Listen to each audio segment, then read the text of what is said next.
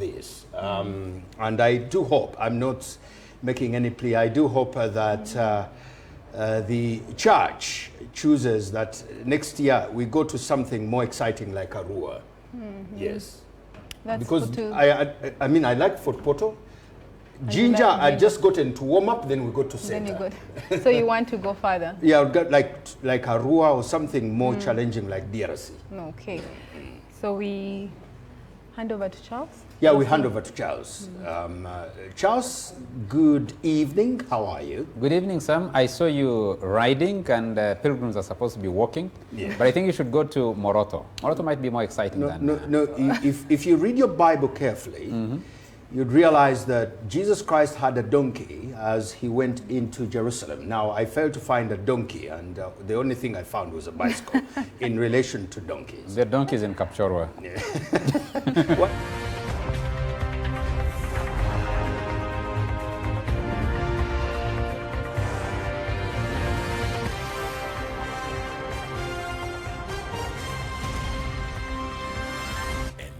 Frontline. Disillusioned by the direction of the national resistance movement, Kizza Besigye docked briefly into the reform agenda before starting the Forum for Democratic Change. The FDC was a force to reckon with, and in its youth gave the ruling NRM a run for its money in parts of central Uganda and most of the north.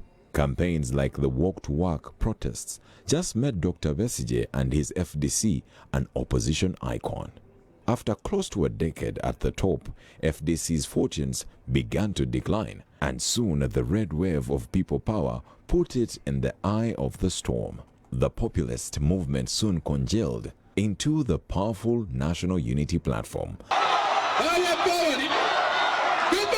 that devastated several NRM strongholds. FDC was left to spectate as NUP emerged as the dominant opposition party after the 2021 elections. So high were the expectations of Ugandans after the election that most hoped for a new dawn of democracy in the country, championed by a vibrant opposition. It was not to be. 3 years into the latest elective term, opposition parties show signs of malice and have barely registered a blimp on the political radar. So we ask, is the comatose state of the opposition but a fulfillment of President Museveni's long-standing threat to annihilate all opposition against the NRM, or the opposition's wars problems of their own making? With the country's politics seemingly in a dead end, its owner being murdered by the Al-Shabaab terrorists in Somalia, and if the president's comments are anything to go by, it's likely the UPDF's humiliating defeat was the result of internal inefficiencies. Is this the time for the country to withdraw her troops? This is The Frontline.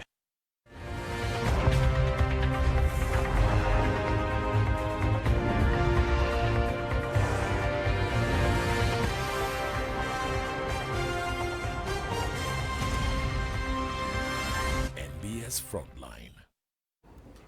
A very good evening and welcome to this edition of the NBS Frontline. I am Charles Mwangushampage. It's been an event-packed week.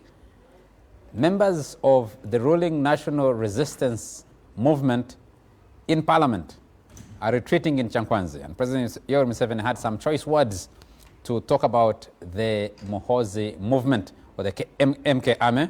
I've seen a lot of debate, and his sound clip is circulating. The opposition in Parliament is also retreating in Munyonyo to discuss their contribution to constitutional reforms. But there are crises happening especially in one of the older political parties, the Forum for Democratic Change. What exactly is it? How does that get resolved? It will be Martyrs' Day on Saturday, and the pilgrims are continuing to arrive at the two shrines where commemorations happen, at the Anglican and the Catholic shrine. Colleague Sam Kasumba was working with the pilgrims from Jinja who are animating this year's Martyrs' Day celebrations. But a major attack against Ugandan troops that are part of the peacekeeping effort, actually peace enforcement effort, in Somalia on Friday last week. The Al-Shabaab claims it killed 137 Ugandan soldiers. The Ugandan army and the mission in Somalia a combination of both the African Union and the United Nations, says that's an extreme exaggeration of the death. But what is not disputed is that the Al-Shabaab were able to overrun one of Uganda's, of ATMIS's forward operating bases in a place called Bul Marer in about 110, 120 kilometers outside of Mogadishu. We'll be discussing those and other issues on the front line on NBS TV tonight. Let me introduce the panel that I have, starting from the extreme end. Charles Rwomushana. Charles, people confuse you for me. They call me Rwomushana sometimes. I don't know if they call you Rwomushana sometimes. But nice to have you on the front line tonight. The Almighty God of all creation is great and merciful. I have from the Uganda Media Center, a frontliner, Ofono Opondo. Very nice to have you, sir. Thank you. I don't come from there. I work there. I come from London. I didn't say you come from there. I said from the Uganda Media Center. Yeah, you said from. That's the deploying No, entity. I work there. Anyway, good evening to our viewers. Okay. Now with your correction, let me correct. From Kanyandahi, Muchiko, Rutete Sub-County of Russia County, Kabarole District, Toro, Uganda. The old man of the clan, Andrew Maenad. Very nice to have you. And of course, Colonel General of the UPDF. Yes, Colonel General. Those ranks are in Russia, but you called yourself Colonel General before Russia invaded Ukraine. So, No, but President Museveni is there. You can ask him, am I lying? He's the one who gives the ranks. I've been seeing you wearing uniform, some fatigues recently. Yes. And people asking, who is that you are bidding farewell to? Where was he going? Just and the command of the revolution had some choice words for where you are the spokesperson for the. Are you spokesperson of the movement or the army, or which one are you spokesperson? Whatever you call it. Yes. Very nice to have you, Andrew Maenad. Andrew is Chief Executive Officer at the Independent News Magazine. And I have all the way from Namwendwa, from the Forum for Democratic Change, the Honorable Proscovia Salam Musomba. Very nice to have you. Thank you very much. Good to see all of you guys. Thank you. Thank you. Nice to see you too, ma'am. Thank you. And she's my girlfriend. Yes. Only that you won't declare me to the IGG as one of. Which one is your serial number?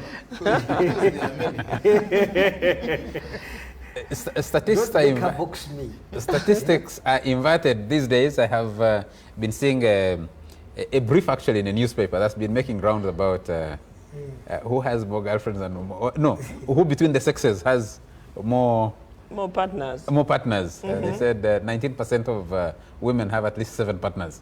Have you seen that? 19% of married women. Married women, okay. Yes. You read the article certainly. Women cheat a lot, but they know how to hide it. The beauty about this is that women don't cheat with women. They cheat with you. And therefore, it works both ways. Applies to the men as well. Yeah. But of course, there's been a lot of controversial discussion about since the president assented to the Anti-Homosexuality Act. Amazingly for Ugandans, he assented to at least 7 acts. And all the discussion is about the Anti-Homosexuality Act. And he said, if they cut aid, we shall look back into our budget. And I was asking, Mr. President, why didn't we start doing that 20 years ago, being more frugal? Why are we waiting for the Anti-Homosexuality Act and the sanction, anything that might follow with it, to become frugal and manage within our budget? Let me start with you, Honorable Salam Musomba. Issues within the Forum for Democratic Change. I know your colleagues and maybe yourself were at the meeting in Munyonyo today and tomorrow? Well, I must be honest, I'm not aware about that meeting. I only heard about it when it was done. It's still going on until through tomorrow? I'm not aware. I'm not aware. Should be a collection of all the political parties in the opposition? Well, that sounds good, but it didn't happen that way. And it doesn't serve the broader good. I'm sure that there are enough human resource available in this country and very articulate about the subject matter, many years in the trenches, and the choice not to have them makes them less. And so I must be honest, it's a subject I'm not ready to talk about because I'm not aware. We've been hearing a lot of rumblings within Najana Nkumbi, What have the you Forum had? for Democratic Change. What have you had? Intense fights and friction. Yes. That happens whenever there's a period for elections. And that shouldn't surprise anybody, because people present themselves to the country and to the party as potential leaders. And if you have had, like I haven't had, I don't see the rumblings. I see a bit of excitement about the roadmap, about what needs to be done where. And that too is not done well. Yeah. So if you hear rumblings, I believe there's reason for them, and those rumblings will be handled. They'll be handled, because within the party we have internal mechanisms to make sure that we clean up.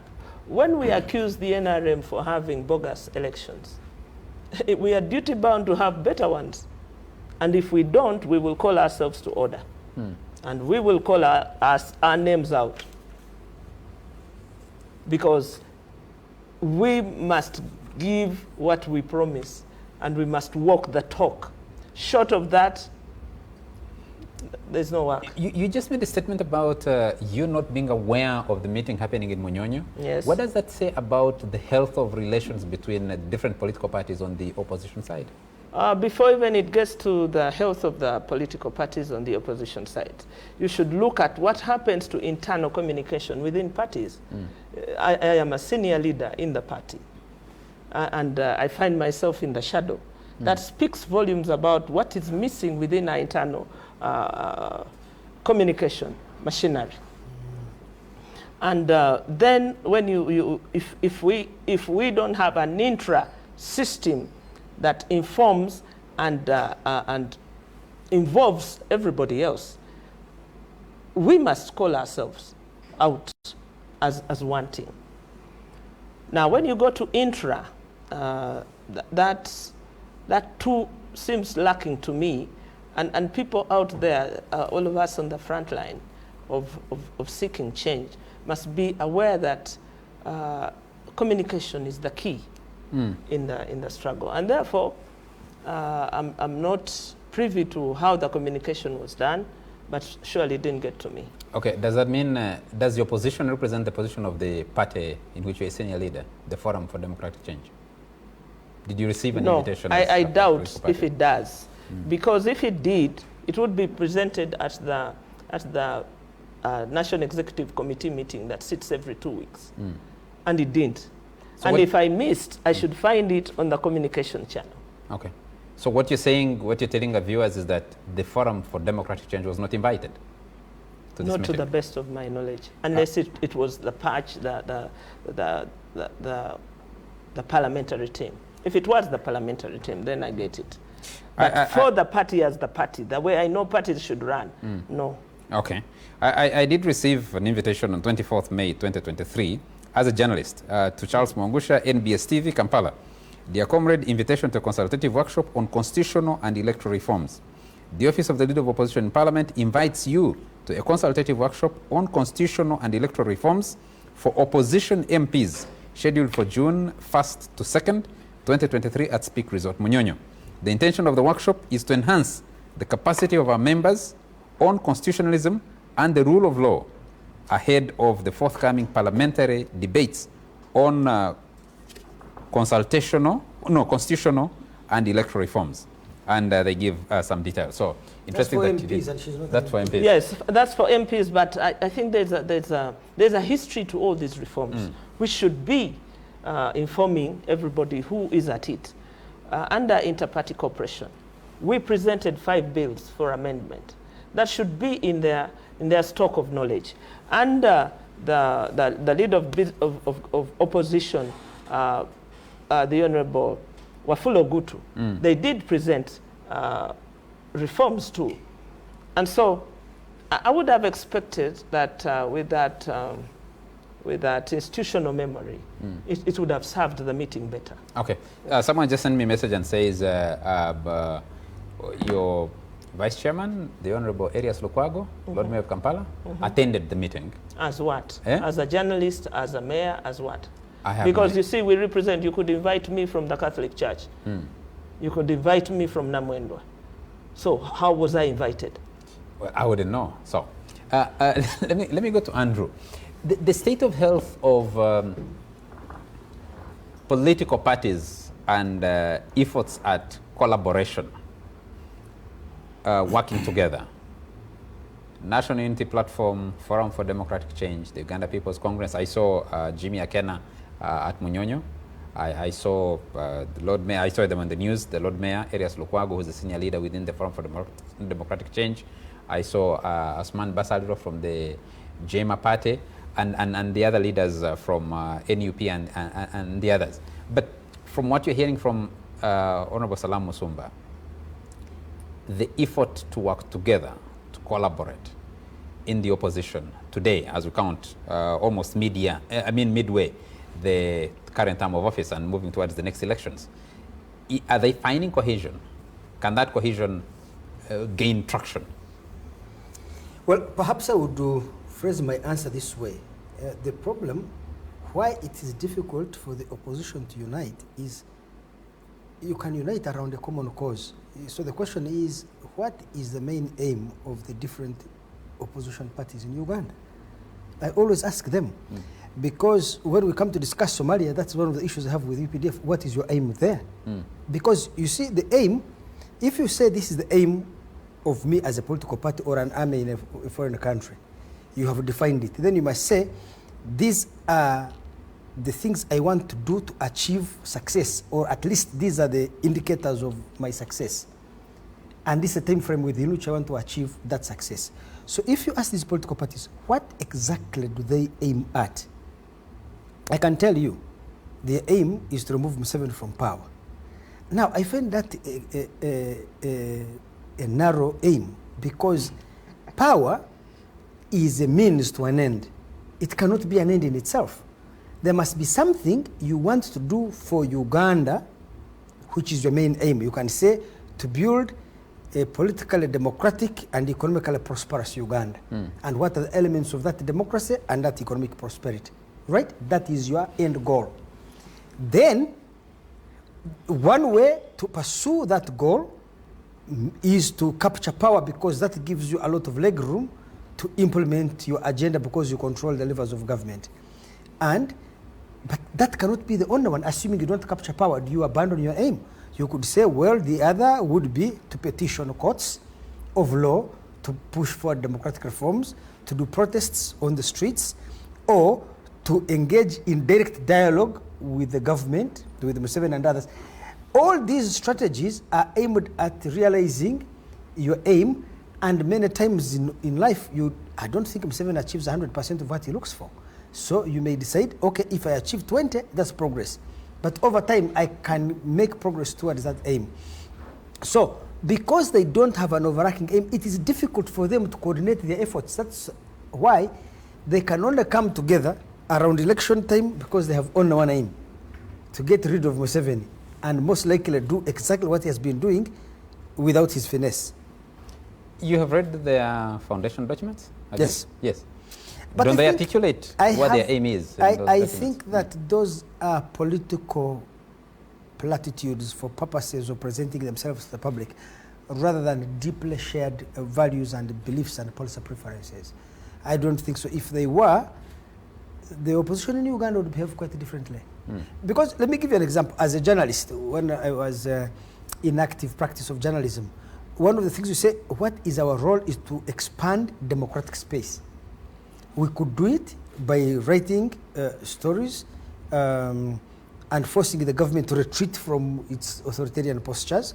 We could do it through petitions in court.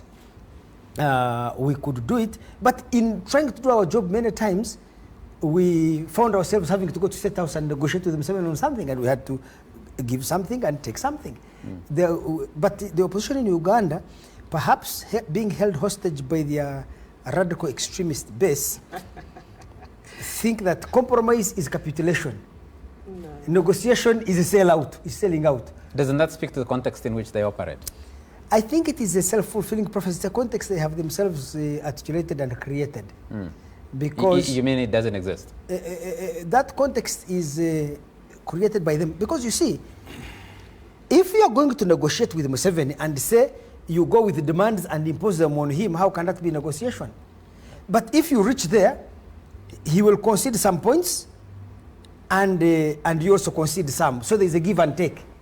But any compromise you as opposition make, you will be accused of being a sellout. How does that give and take work if it facilitates, you're using the example of President Museveni, his stay in power? But because he can't negotiate himself out of power. But he's still in power. Yes, but he can't negotiate himself out of power. What I'm saying is that Museveni is in power anyway. So if I had an aim, I would say, one, if he's in power, of the aims that they have, how much of them can I achieve? The best option is for me to eject him out of power. But that cannot be the A up to Z of my strategy. The strategy could be, if I don't remove him, what are the other elements that I can push so that even when he's not out of power, we can still make progress on the things, the values, policies that we hold dear. How much progress can we make? Because I should tell you this, Charles. You go across Europe, there are many parties that have never come to power because they've never marshaled the majority. But sometimes they enter coalition governments with other political parties, but they find ways to make a contribution to national development, to the realization of their goals by working and compromising with others. If we referred to the common democracies that we so let me put it in one sentence. Yes. For them it is either or. We either get 100% of what we want or we get nothing. I disagree with that approach to politics. That seems to be the approach in some of these democracies that we use as reference points. Even that is not tenable because even that space is not available. Which space? The space within which you can even operate as a political party. So you're talking about a utopian situation. You don't live here. Really? No, you live in Rwanda somewhere in between the air and somewhere. Because you're describing a situation that doesn't exist here. So let me give you an example. We can't even get out of our own. But I think that also so where would we do politics exaggerate from? things. don't. You have members, let me ask you this. There are many members of parliament that are elected on the opposition ticket. Noop came yesterday. Does it have 60 members of parliament? 57. 57. Yes. How did it get them if it has no space? FDC, I'll tell you, we are allocated. 30. Listen, we are allocated at every election. But notwithstanding the numbers, whether they increase or decrease, it's a standard certified. Let me finish my point. Yes. So you can clearly see why they fail. Because we don't. These people in the opposition have been saying the problem is that their votes are stolen. Okay, Museveni was winning in Buganda, but he lost last time. What is it? If I was a strategist of the opposition, I would say, we used to win in the north. Let's assume Museveni always rigs everywhere else, but he was not rigging us in the north. How did it come that now he's rigging us out of the north? Or for that matter, Museveni used to rig in the whole of Buganda. But now, Bob Wine came and swept the whole of Buganda. So, how come Museveni this time didn't rig in Buganda? Because it is very clear that Museveni does not have 100% control over the balloting. And that is why there was a time he lost in Rukunjiri in 2016 and in Kasese. What is it that the opposition did that made it impossible for him to rig them out? And why don't they apply that across the entire country? And I think a lot of these things, my girlfriend, sweetheart, these are excuses rather than explanations. No, they are not excuses. I understand the logic you're using, yes, but you're thinking normally in an abnormal situation, unfortunately. You're thinking abnormally in a normal situation. Whichever way. Let me get Fono Pondo's view. And Fono, I would like to take you a little bit because of your position within the ruling government and ruling party. Draw for us from the retreat that the NRM MPs are having in Chankwanzi, the comments of the president regarding the tendencies emerging within his political party, and the retreat of the opposition in Munyonyo. Well, to be honest, I had taken a little bit of Were a you back planning to be seat. dishonest? No. Back seat, monitoring the opposition, particularly the two leading opposition parties, NUP and FDC, from a distance. I'm realizing that FDC in particular has realized that it has lost steam. Leadership, the issues, organizational. It can no longer come from where it has descended.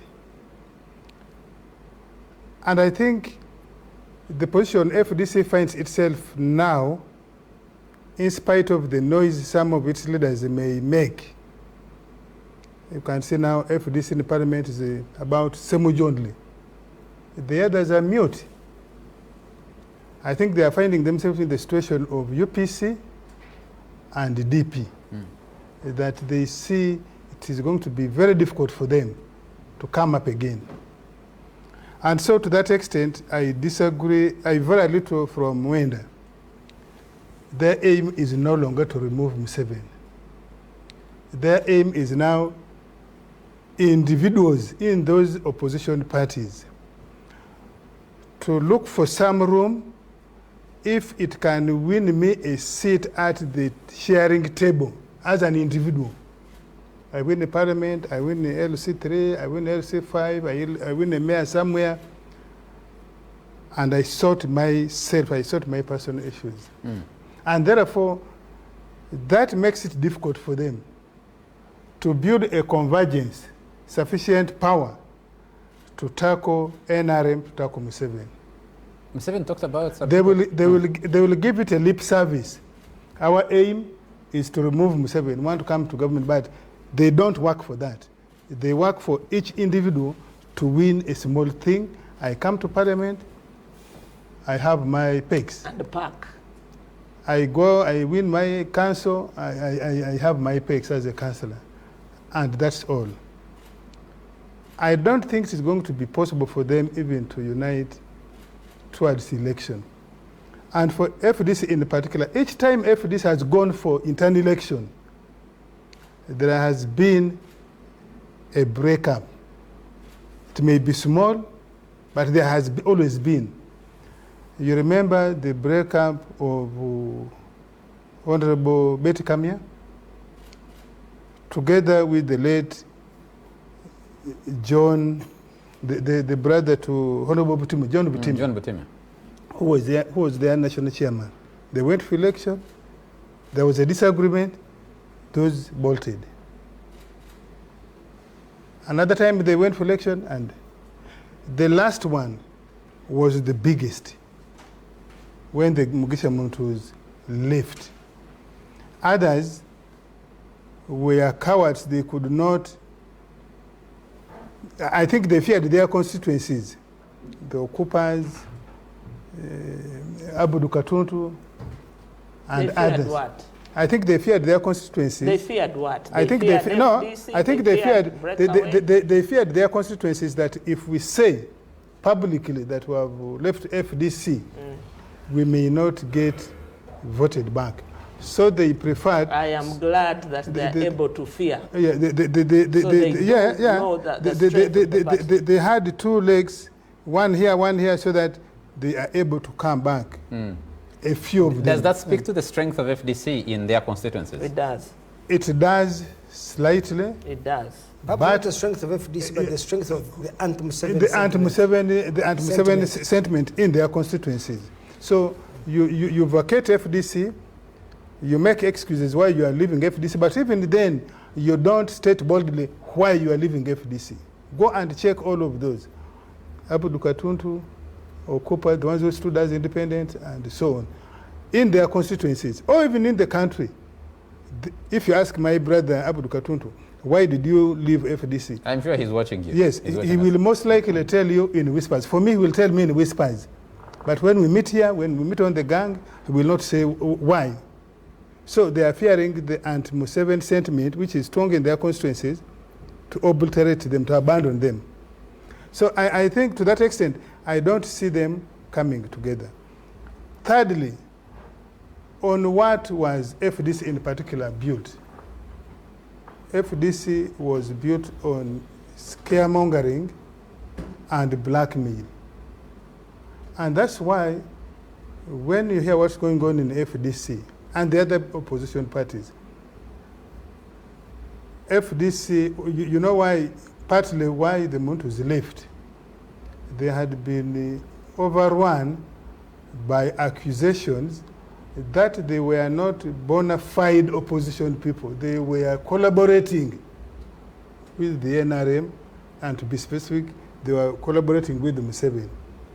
Right now, there is a strong currency in FDC that there is a good section of the leadership, both in the parliament and outside parliament, that are not well trusted because of their silence. Some even are being accused of having a lot of money which they are sprinkling in the membership as they prepare for internal elections. And so within FDC, when they go for this coming internal election, which is starting soon at the grassroots and culminates in November, chances are we are going to see one fist fight at the delegates meeting. We are going to see a major split again. You're predicting the fist fight? And no, I'm not predicting. He is. I'm not predicting. He has the plot, the template. I'm not predicting. I hear, I see, I talk to some of the top leaders of FDC. As you know me, I speak to virtually every opposition leader in this country. There's no opposition person who I don't speak to. And when it is heart to heart, people will tell you what is going on in their respective parties. Just like we in NRM, when it is heart to heart of this air, I will tell them what I feel about some of the things, particularly things that don't amuse me. But for you, right? Yes, I even write. For me, I'm bold enough that I can write what you think is going wrong within? In the NRM or in the government. I well, write. maybe But NRM is more liberal in the sense that they can, because if you criticize the opposition and you are their member, they would lynch you. The NRM can tolerate you, but the opposition are very intolerant. You see, let me just take you back. If someone in production could find me that clip of the president speaking in Chankwanzi. Now about Chankwanzi retweet. Yes. Chankwanzi retweet is now an annual event for the last 6 years. We were curtailed by COVID, so we did only the immediate election retweet, post-election, in April 2021, specifically for the new members of parliament, for the members of parliament elect, the new ones. The people who are returning to parliament did not go to Chankwanzi in April. So this particular one now is combining both the new members of parliament and the old ones, mainly to do three things. To try and drive ideological issues. Can we have a convergence on how we see ourselves as a political party? Because we say we are a mass party, we are inclusive, and so on and so forth. So is this ideological position understood, what we stand for, by the leadership in parliament? Secondly, to try and evaluate, assess our performance, the performance of our manifesto implementation, legislative issues, mid-term. And three, out of that, assessing the priorities. Can we set the priorities? You can see in that parliament, even within members of NRM, that it looks as if the priorities are not well understood, not well appreciated by the NRM leadership in parliament. If you see the way we are pulling ropes, everyone says my sector is a priority. At the end of the day, you have now a new phrase in Parliament now, unfunded priority. And you find how many are they? There are over 100 unfunded priorities. That clearly shows you... Actually, 50%. Yes, that shows you that the leadership of NRM in Parliament have not appreciated what should be our priority. Is it education? Is it health? And if it is health, what should it be? Is it salaries for medical workers? Is it medical supply? Is it infrastructure? What is it? If it is education, should it be primary school, primary education? Should it be secondary? Should it be tertiary? Should it be vocational? You can see the way we are pulling. If we say infrastructure, should it be roads? Yes, should it be water? Let me take it something that the President talked about. So we went there to try and make a convergence. Can we resort ourselves on priority issues? And so because of the ideological, the discipline issues, then the President brought the issues of his son. This is what he said. And it came by way of a question from members. Yes, because members are concerned. Perhaps if they did not raise it, you could have probably brought it towards the end or at the end when it's concluding. But because somebody asked... it's him who mobilized Or he prompted it. No. We had had a parliamentary caucus here about a month ago, and some 1 or 2 members raised the same question. At that time, he promised yes, that would respond to. Charles is saying something. Could it have been mobilized? Of course, if you're a conspiracy theorist, you can say so. But if you have members of parliament... But I have worked with him. Yes, no. But I'm saying if you have been with NRM, you have members 395. These things are happening. The Mwendas are doing what they are doing. The member of parliament whose constituency is visited, for example, and is not involved, most likely his rivals in the party, people who are seeking to oust them, are joining the Mwendas. They think now it is now the Mwendas who are coming to oust them. They are likely out of fear to raise Mr. President. But isn't it a major contradiction that is emerging actually out of the NRM? You describe other parties are being confused. For me, what does that mean? Personally, I wouldn't consider that a major contradiction. Yes, it is a contradiction, but not a major one. Where I stand. The President calls it, the party chairman, yes, says unprincipled contradictions. Exactly. That's a strong choice of words, and you remember his rider, one word he used, he said, I even told some of those people who came to see me that some of the people joining that MK movement are opportunists. And where does it come from? In our kind of setting, there are people who say, if this man is the son of the president, if this man is a senior presidential advisor on special operation, chances are he could be having access to the following. Could be resources, could be opportunities to give one of the adherents. And when you look at the people who are following him, one of the adherents of the Muhoozi movement, I think 80% of them are people who do you think this is an accident? These are people who are not in the mainstream national one of the adherents of this level. MK movement, yes, a member of parliament called Daudi Kabanda, has taken this debate to Twitter and said, what about those who hang around President Museveni? And it's one of those things that have been attracting, one of those posts on Twitter that have been attracting a lot of debate. But let me bring Charles into this discussion.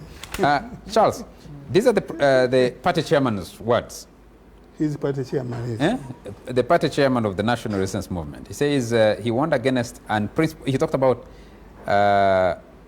Muhoozi and his associates and cautioned against unprincipled contradictions. It is not a good thing.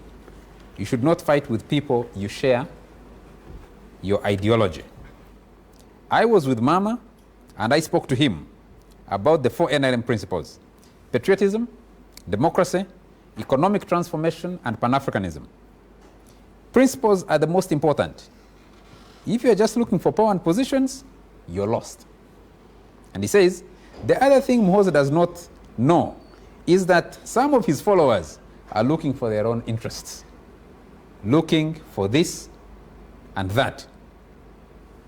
I'd like you to pick it up from there. But we're discussing the broader issues in the opposition, but of course the NRM is the ruling political party. We can't But you forget that now the president is the biggest spokesperson of the opposition. He has told you that that government of yours, he has even handed it over to us. He has also talked about corruption, which he has failed to deal with, which he's handing over to Maenad. You're picking his comments, especially from Masaka. All over the place. Charles. Yes, you need to interrogate that mind and very deeply. First and foremost, Mr. Museveni, and I think this is what Andrew Maenad needs to appreciate, is that he's the state. So for political parties to operate, for Ofonopondo to operate, to have an independent thought, the state needs to be neutral, needs to be the arbiter. And the state is supposed to be restrained by the law. That's why there is the law, that's why there is the constitution, to restrain the power of the state, so that the various political actors enjoy their rights as is given by the law. But what we have now is state capture. And that is why Andrew Maenad will go for parties of Muhoozi. They have crusades, they have parties, confident that police will not assault him. Not that he doesn't fear police, at least I've been with him for a while. They would arrest me and there. But now when he goes, he knows he will not be attacked by police because Muhoozi Kainerugaba is fused with the state. He's an operative of Mr. Museveni in the state capture. He's part of the deep state. Two, I also wanted to give information to Mwenda that yes, Besigye won in Rukunjiri. That's what you were told. Now no, he did not win in the town council. We gave him the town council, and I was there. It was a strategy. We yes. Speaks to who? Who is we? You can define us. Deep state. That we were there. We gave him the town council and obliterated him elsewhere. Why? Because there would be media, there would be observers in town council. So you just leave him with that, and he was left with that. So that's the same strategy with Uganda. You will have 100% in Chiruhura. You will have all the registered voters vote. No ballot paper is spoiled. Nobody dies. Nobody is sick. The entire, literally in the entire Ankole region, you zone it off. You obliterate them there, but you leave some space in Uganda, and that one they did. Now, for that statement, no, just on that, because Andrew hinted on it, and I think it's important. So, what informs the choice of where to live? That in 2001, Besigye performs very well throughout northern Uganda. Especially Teso. No, there was northern Uganda. You see, for you are looking at Besigye and politics. Mr. Museveni was looking at the war. So there was a siege. Northern Uganda was under siege. West Nile dialogue. You know, Mr. Museveni has never resolved the issue of West Nile through military means. Actually, he has never done. It's not about dialogue. He has never done. He obliterated them through military means. Teso, that was UPA. Of Peter Otai. So what he did, he closed off that area, concentrated on Obusoga, concentrated on Uganda, and the western Uganda, which was his base, was uncontested. Now, why those areas came for Besigye, they thought Besigye would divide, would cause a rift, would cause so northern Uganda actually was not donated. Teso was not donated, was not given. You just didn't give it up. You see, it's a question of numbers, and I wanted to come to that that later. But if you want, I can even come to it now. You factor in 3 zones. The first one is Kampala. The second one is Wakiso. And then the third one is Ankole. These are the most populous grounds. Now, at the time, during the time of Besigye, Kampala was contested fine. Wakiso was contested fine. All that Museveni needed was slightly above 50%. And Ankole, he was completely shut out. In Chigezi, where was basically, other than some parts of Kabale and some parts of Rukonjiri. So he was not on ground.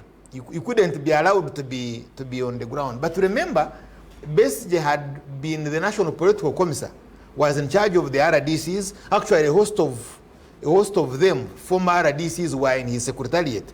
And he had the veterans. He had some bit of base that he was using for, given his advantage of having constructed the RC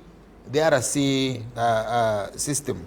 Now, on this issue of Maenad dialogue, yes, Mr. Museveni has done some dialogue because he's having a big conflict. What you call the contradiction is in his family. It's a family contradiction. It began with Ruzindana when Honorable Janet Kataha was going to uproot Ruzindana. And it has spread to Ankole, and that's largely Ankole. Now, in Zimbabwe, you remember the other day, between Mr. Honorable Janet Kataha's daughter, the daughter of Elizabeth Kutesa, if I'm not confused with the names, when she stood for parliament, Mr. Museveni's brother now, with whom they share the name Kaguta, came up and they stood their ground. Now, the one we have in parliament is not the NRM candidate. They forced out the NRM candidate for the independent because she's a relative, literally a blood relative of Honorable Janet Kataha. The same is true in areas of Isinjiro, that Greater Mbarara. They have very, very serious challenges in their family. So we now have another one. Yes, the Muhoozi project existed. It was not Muhoozi's project. The Muhoozi project was Museveni's project. And Mr. Museveni is saying, but it appears there are some opportunists who are using this to finish me at it, and he has not defined them, whether they are interior or they are exterior, where they have been doing their birthday parties. You remember there is someone who talked about the bridge. We are yet to know those who are using Muhoozi. Now, okay, but he has done dialogue. The dialogue he has done, the first group didn't include Maenad. You know that. The first meeting, the first dialogue, Maenad was not there. The first dialogue was Mr. Museveni. The mediator was Honorable Janet Kataha.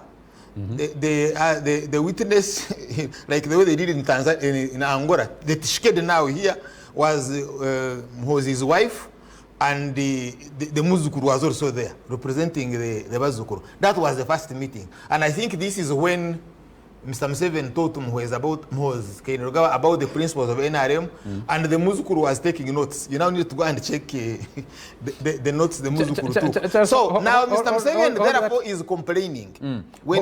Hold that thought. Let's take a break and I'll pick it up from there. But there's a man called Paul Emodu. He's your very, very strong fan. And he says he has 3 diaries open for notes and discernment. And he says, squeeze Charles Rwomushana a bit. Let's take a break and we'll pick this up in a moment.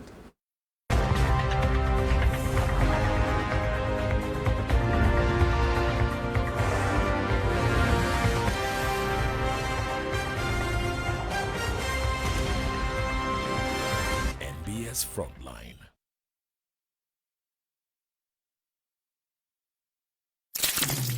For the first time in Africa, Capital FM brings you the Boys to Men MTN Yetu